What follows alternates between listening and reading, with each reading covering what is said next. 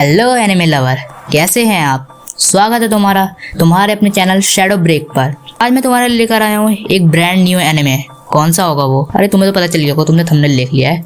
वो है solo levelling. ठीक है, तो मैं तुम्हें पहले बता रहा हूँ कि एनिमे जो है वो बहुत ज़्यादा ही अमेजिंग, भाई शब्द कम पड़ जाएंगे, मतलब अभी ट्रेंड में चल रहा है, बहुत ज़्यादा बढ़िया एनिमे है। और मैं ऐसा क्यों कह रहा हूँ, ये तुम्हें भाई पूरा एनिमे देखने के बाद भी चलेगा, ऐसे थोड़ी ना बता दोगे तुम।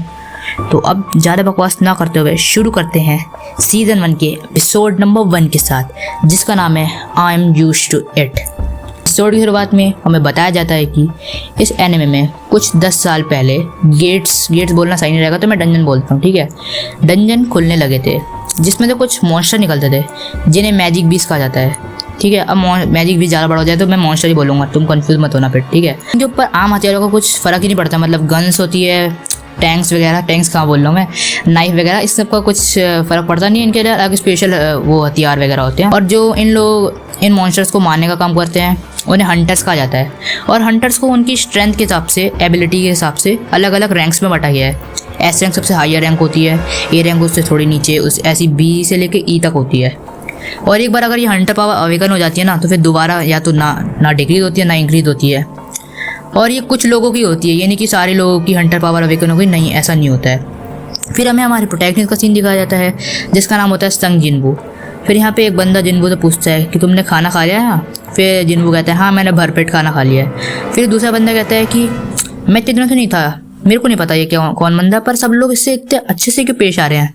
फिर वो बोलता है कि अरे नहीं, ये तो सबसे कमज़ोर हंटर है, एक ई रैंक हंटर है ये, इसको तो हम लोग इसके लिए अलग से हमने एक टाइटल बना रखा है, दुनिया का सबसे कमज़ोर हंटर।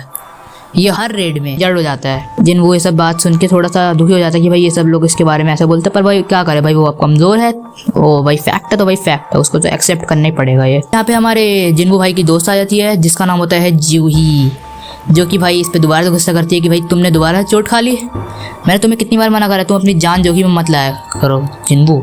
समझ रहे हो, बंदे ने पहले से ही गर्लफ्रेंड बटा ली है भाई। फिर ये बोलती है कि तुम मुझे खाना खाने कब ले जाओगे बाहर। भाई अब इसे तो गरीब है, ये कहाँ से ले जाएगा, तो भाई ये ऐसी नखड़े करते थे थोड़े बड़े। फिर यहाँ पे एक बंदे का सीन दिखाया जाता है जो कहता है कि मैं आज तुम लोगों को लीड करूँगा। ये बुढ़ा कहता है ठीक है, वैसे पावरफुल तो लग नहीं रहा पर ये असल में होता पावरफुल है, जिसका नाम होता है जू सॉन्ग। फिर सब लोग अंदर चले जाते हैं उस डंजन के। फिर जो अपना एमसी होता है वो इतना ज़्यादा गरीब होता है ना, उसके पास बस एक मामूली चाकू, मैं बोल रहा हूँ मॉन्स्टर के ऊपर मामूली चाकू का कुछ फ़र्क होता नहीं है, ज़्यादा फ़र्क नहीं पड़ता, और वो वही लेके जा रहा है। पर इसके बाद इतने पैसे तो इसीलिए यही लेके जा रहा है चाकू। फिर हमें हंटर एसोसिएशन का सीन दिखाया जाता है। हंटर एसोसिएशन वो अथॉरिटी होती है ना जो कि हंटर्स और जो डंजन्स है इन सब के रूल्स रेगुलेशन बनाती है। जो इनका चीफ होता है वो हमें बताता है कि डंजन के अंदर से कुछ स्टोन्स निकलते हैं, क्रिस्टल्स निकलते हैं, और भी बहुत सारी चीज़ें निकलती है। वो बहुत ज़्यादा एक्सपेंसिव होता है, मतलब ऐसा नहीं कि ऐसे है, मतलब मिलियंस ऑफ डॉलर्स मिल जाते हैं उसके।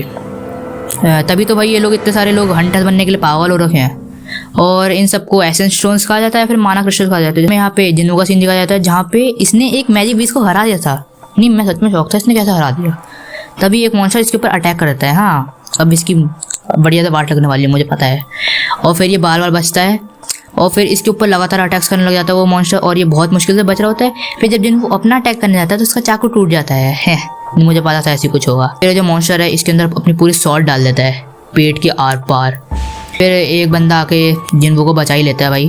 फिर जूही से फटाफट हील करने लग जाती है और इसको सुना भी रही होती है कि तुमने, मुझे लगता नहीं है कि तुम हंटर के लायक हो जिनबू, तुम बहुत ज़्यादा कमज़ोर हो, तुम्हें नहीं बनना चाहिए हंटर, तुम अपनी जान जोखिम में क्यों डाल रहे हो। मतलब वो ऐसे उसकी इंसल्ट करने के लिए नहीं बोलती, मतलब उसके लिए टेंस थी इसलिए वो इससे बोल रही थी। फिर इनका चीफ हमें बताता है कि वो एसेंस स्टोन होते हैं वो सिर्फ हाई लेवल के रैंक के डंजन में मिलते हैं, जैसे एस रैंक के, ए रैंक के, बी रैंक के, इन सब डंजन्स में मिलते हैं। यहाँ पे इन लोगों ने डंजन के बॉस को मार दिया था और जूही इससे अच्छे से सुनाई रही होती है अभी तक। फिर ये बंदा बोलता है कि इसे यहाँ पे एक दूसरी गुफा दिखती है। फिर हमें पता चलता है कि ये डबल डंजन है। डबल डंजन मतलब एक डंजन के बॉस को तो हरा दिया, मतलब अब दूसरा डंजन भी है इसके अंदर ही अंदर। फिर यहाँ पे कुछ लालची लोग होते हैं वो कहते हैं हमें अंदर जाना चाहिए। फिर सबको फोर्स करने लग जाते हैं कि हमें अंदर जाना चाहिए। फिर इनका जो लीडर होता है वो कहता है हमें वोटिंग से करना चाहिए डिसाइड कि हमें अंदर जाने नहीं होना है। तो वोटिंग शुरू हो जाती है और फिर 6 लोग कहते हैं कि जाना है और 6 लोग मना करते हैं कि नहीं जाना है। तो फिर ये तो टाई हो जाता है। अब अपना जिन्बू बचा होता है वोट देने के लिए।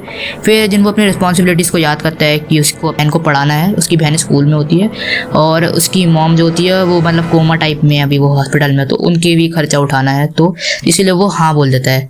फिर जूही इस पर थोड़ा सा गुस्सा हो जाती है क्योंकि भाई वो नहीं चाहती कि इसके अंदर जाए, वैसे ये पहले से इंजर्ड हो रखा है। ये सब लोग अंदर जाने लग जाते हैं। फिर हमें यहाँ पे एक बंदे का सीन दिखाया था जो अपनी रैंक चेक करवाने आया था। मतलब एक जगह है ना जहाँ पे रैंक टेस्टिंग वगैरह होती है, वहाँ पे आया था। फिर यहाँ पे अलग अलग गिल्ड्स के लोग आए थे। गिल्ड्स वो होती हैं जैसे एजेंसी, देख लीजिए आप, जहाँ पे हंटर्स को मैनेज किया जाता है। अलग अलग गिल्ड्स के लोग यहाँ पे ऑफर देने के लिए आए होते हैं बंदों को कि तुम हमें हमारी गिल्ड में आ जाओ, हमारी गिल्ड में आ जाओ। तो बस ये चल रहा होता है यहाँ पे। फिर हमें यहाँ पे कुछ चोरों को देखते हैं जो कि एक लेडी का बैग लेकर भाग जाते हैं। फिर इन चोरों के सामने एक लेडी आ जाती है और वो पलक झपकती इन लोगों को स्कूटी से गिरा देती है इनकी। फिर वो औरत का बैग छीन लेती है और उस औरत को वापस दे देती है। फिर वो औरत इसे कहती है थैंक्स। फिर हमें पता चलता है कि ये एक हाई लेवल हंटर है, एस रैंक की हंटर है, मतलब सबसे ऊंची रैंक, एस रैंक। फिर हमें दोबारा से हमारे डंजन का सीन दिखाया जाता है जहाँ पे जूही इससे थोड़ा नहीं बहुत ज़्यादा गुस्सा हो जाती है। फिर हमने बॉस का रूम मिल ही जाता है और ये बहुत ज़्यादा बड़ा होता है, मतलब छोटा मोटा नहीं, अगर इंसानों को खड़े कर दिया जाए तो 50 से 60 इंसान खड़े हो जाएंगे, इतना बड़ा। ऐसे ये बंदा गेट खोलता जाओ, एक वेंट का प्रेशर टाइप इसके ऊपर लगता है। आपके इस पे नहीं, सब पे लग जाता है। अंदर जो रूम होता है उसके अंदर की सारी मशाल टाइप की जलने लग जाती है और वो ब्लू फ्लेम होती है, ब्लू फ्लेम की मशाल होती है सारी। और यहाँ पे बहुत ज़्यादा बड़े बड़े स्टैचूज होते हैं, मतलब इंसानों के कंपेरिजन तो है ही नहीं भाई, बहुत बड़े बड़े, मतलब बिल्डिंग से भी बड़े बड़े थे। फिर हमें यहाँ पे एक बड़ा सा स्टैचू दिखाया जाता है जो कि बहुत ही ज़्यादा बड़ा था, सबसे, मतलब इन सब में बड़े तो थे, उनसे भी ज़्यादा बड़ा था। मतलब ये जो सीलिंग थी उधर तक टच हो रहा था इसकी सर, और ये एक थ्रोन पे बैठा हुआ था। फिर यहाँ पे एक स्टैचू था, वो अजीब सा स्टैचू था, उसके ऊपर टेम्पल्स के रूल लिखे थे और ये बड़े वाले स्टैचू की आँखें हिलने लग गई थी और फिर जो गेट होता है वो अपने आप से बंद जाते एकदम से धप करके। फिर इन लोगों की फट जाती है। फिर एक बंदा कह रहा होता है भाई मैं तो जा रहा हूँ, मैंने तुम्हें पहले मना करा था आने के लिए। फिर ये जाने की कोशिश करता है और भाई एक स्टैचू हिलने लगता है और इस एक स्लैश में इसको मार देता है। ये देख के इन लोगों की और फट जाती है।